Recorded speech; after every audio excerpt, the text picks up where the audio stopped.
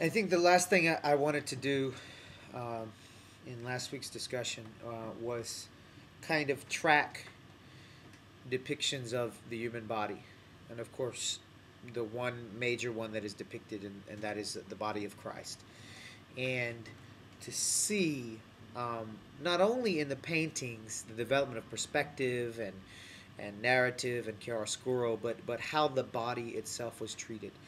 Um, and so I think that's maybe what we'll begin with next week is what I had was a series of about 6 slides from the beginning of the medieval period towards the Renaissance and a little bit beyond of the scene of the Pietà, the Lamentation of Christ, which is a famous thing that was taken up by a lot of different artists and the famous sculpting by Michelangelo.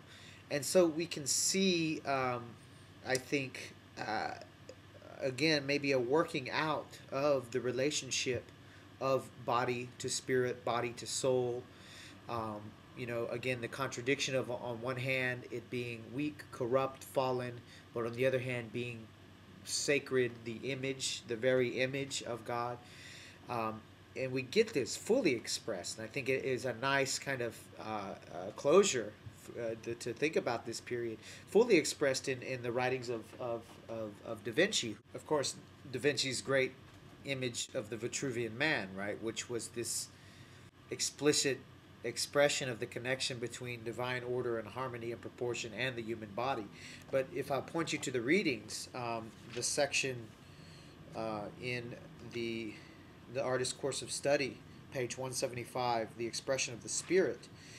Um, on page 176, Da Vinci writes, "The hands and arms in all their actions must display the intention of the mind that moves them." And then further down, "A good painter has two chief objects to paint, man and the intention of his soul." So he goes through this, and it's seemingly like these algorithmic rules for how to paint limbs and movement. But what he's really saying is he's making this connection between mind and body, or soul and body, explicit, and and kind of trying to collapse a rigid dualism, which is one way of kind of approaching this stuff.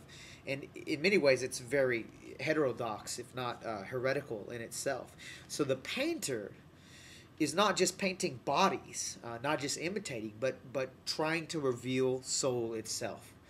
So through the body, revealing the intention of human soul and expression. And this is, why the Mona Lisa is considered a masterpiece, because there, you have this image, but there's just so much more that is being shown in just a seated woman with this kind of slight smile.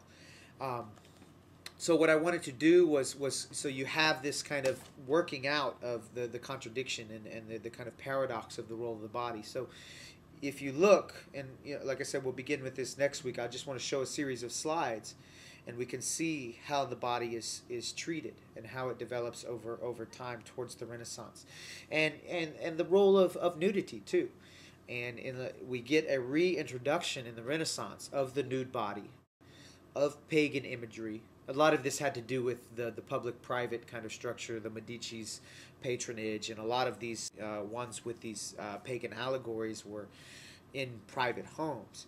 But the other part of it was to trying to synthesize a lot of the classical thought with the lessons, of the church. But we'll see that the nude body comes back in the Renaissance as the symbol for the divine. That only the gods were depicted nude and unrobed, and so that even it makes it more interesting, because it's when you disrobe, when you take the veil off, it heightens the mystery and it heightens it. So nudity, which would be an interesting way to think about the way nudity is conceived, in our era. But it wasn't that it was revealed and then you get it, but it revealed even more of the beauty and the mystery. That the nudity was actually a way to highlight the mystery and to highlight the way these secrets kind of are beyond our perception and beyond the sensory world. So tracking the use of nudity through this period, I think, is the relationship of the nude body to the sacred and the divine and the mysterious, is, I think, another interesting way to track this.